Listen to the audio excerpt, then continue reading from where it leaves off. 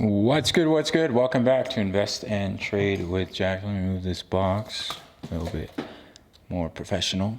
We're going to go over Turbo. We talked about Turbo pushing up in a wave 5. That's exactly what we're seeing from the last video. We're up 30% in the last 24 hours. If you're a big fan of Turbo, make sure to subscribe and I'll do regular updates. We're sitting at 0.0058. We're up 30%. Market cap 403, 24-hour volume is 310 million. Let's hop into the chart. So we are looking for Turbo to push up in a wave 5 after seeing a nice 3 waves to the upside. So what you may be looking at, of course, this can also be the top.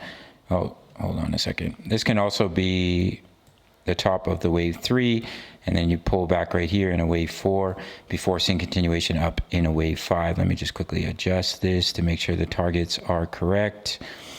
So what we'll be looking for is a push up towards the 50%, which is sitting at 0.0078, and the 61.8, which is pushing up at 0.0090, and above that we have 0.011, which is a 78.6. Any break above the 3 can complete the 5, but your normal target zone to look for is up in between the 50% and the 61.8. So that's what you're looking at for Turbo. Turbo is moving while everything else is sleeping. SPX is moving a little bit, but the rest of the market is completely asleep. So we'd love to see it for Turbo. Make sure to smash up that like button if you're a big Turbo investor.